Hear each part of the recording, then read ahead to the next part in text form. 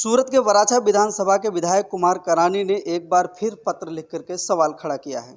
सूरत के वराछा विधानसभा के विधायक कुमार करानी कई बार लोगों के सवालों को पत्र लिखते रहते हैं। बीजेपी विधायक होने के बावजूद उन्होंने अपने ही कैबिनेट को पत्र लिखा है और लोगों के सवालों का समाधान करना चाहते हैं। कई बार कुमार करानी ने खाद्य पदार्थों में मिलावट को लेकर मुख्यमंत्री को पत्र लिखा है। आपको बता दें कि विधायक कुमार करानी ने खाद्य एवं रसद विभाग को पत्र लिखकर फिर भी संबंधित विभाग से अभी तक कोई जवाब नहीं मिला है और न ही इसका समाधान मिल पाया है। उन्होंने मुख्यमंत्री को एक पत्र के माध्यम से आरोप लगाया है कि खाद्य एवं रसद विभाग के साथ साथ स्वास्थ्य विभाग के भी अपना काम ईमानदारी से नहीं कर रहा है और जिस कारण से खाद्य पदार्थों में मिलावट के साथ साथ चीनी उत्पादों का भी डुप्लीकेसी हो रही है। मिलावटखोर अपने नफा कमाने के लिए धड़ल्ले से मिलावट कर रहे हैं और जनता के स्वास्थ्य के साथ खिलवाड़ किया जा रहा है। આપણે ઘણા સમયથી જોઈએ છીએ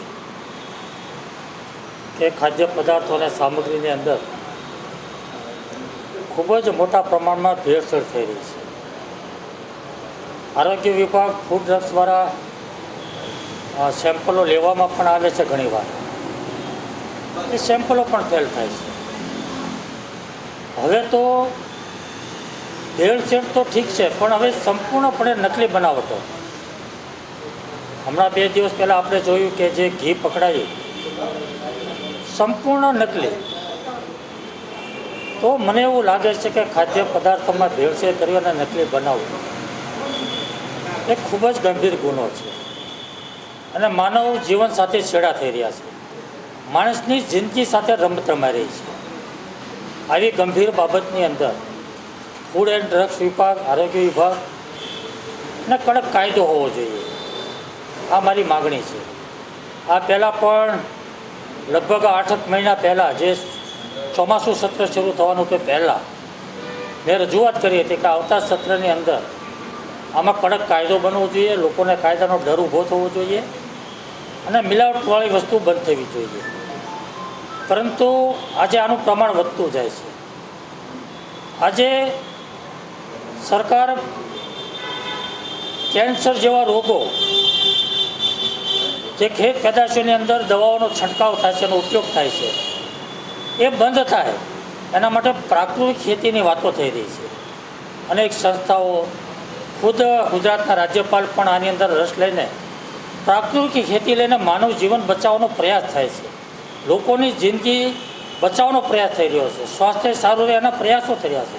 આ દેશના વડાપ્રધાન નરેન્દ્રભાઈ મોદી આખી દુનિયાની અંદર મિલેટ ફૂડનો પ્રસાર કરી રહ્યા છે કે લોકોની જિંદગી બચે, લોકો તંદુરસ્ત બને, સ્વસ્થ બને અને સ્વાસ્થ્ય સારું રહે। તો આવા જ સમયે મિલાવટવાળી ખાદ્ય પદાર્થો અથવા તો સંપૂર્ણપણે નકલી ખાદ્ય પદાર્થો મળે ખૂબ જ ગંભીર બાબત છે। કોઈ અકસ્માત બને, કોઈ ઘટના બને અને એના જવાબદારને ઠેરવીને જો માનવવધની કલમો લાગતી હોય તો આ તો સીધો માનવ જીવન સાથે છેડા થઈ છે।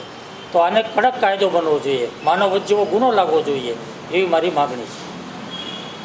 અધિકારીઓ સામે સીધો આરોપ લગાવવામાં આવ્યો છે કે તેમની ખબર હોવા છતાં આ પ્રકારની કાર્યવાહી। બિલકુલ, હું ચોક્કસપણે માનું છું કે આરોગ્ય વિભાગ અને ફૂડ એન્ડ ડ્રગ્સ વિભાગ સંપૂર્ણપણે બેદરકારીપૂર્વક કામ કરી રહ્યું છે।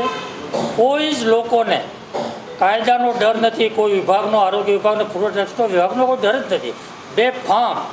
બેફામ મિલાવટ ચાલી રહી છે, નકલી વસ્તુઓ બનાવી રહ્યા છે અને લોકોને વેચી રહ્યા છે। માનો કે હું તમને એક દાખલો આપું કે વાર તહેવાર આવે તો સેમ્પલો લેવાય। દશેરા આવ્યા છે તો ફાફડાઓના, જલેબીના સેમ્પલ લીધા। સેમ્પલનું પરિણામ ક્યારે આવે? 10 દિવસ 15 દિવસ પછી તો ફાફડાની જલેબી તો ખવાઈ ગયા હોય, લોકોએ ખરીદી લીધા, ખાઈ ગયા હોય। આનો કોઈ મતલબ નથી। શો સપાટા જગ્યાએ કોઈ ઠોસ કાર્યવાહી થાય અને કડકમાં કડક કાર્યવાહી થવા માટે કડક કાયદો જોઈએ। બંને વસ્તુ છે, આરોગ્ય વિભાગ અને ફૂડ એન્ડ ડ્રગ્સ વિભાગની બેદરકારી અને કડક કાયદો નથી, પાંગળો કાયદો છે, એટલા માટે બધું ચાલે છે।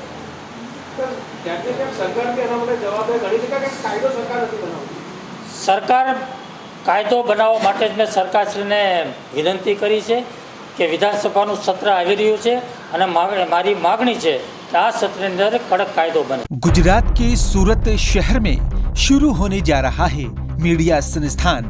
ये सूरत का एक ऐसा मीडिया संस्थान है जहां से आप आसानी से 6 महीने का शॉर्ट टर्म सर्टिफिकेट कोर्स कर सकते हैं और मीडिया के क्षेत्र में 1 साल का डिप्लोमा भी कर सकते हैं, जिसके बाद आप टीवी न्यूज चैनल, अखबार, पत्रिका इत्यादि में काम कर सकते हैं और मीडिया के क्षेत्र में अपना नाम कमा सकते हैं।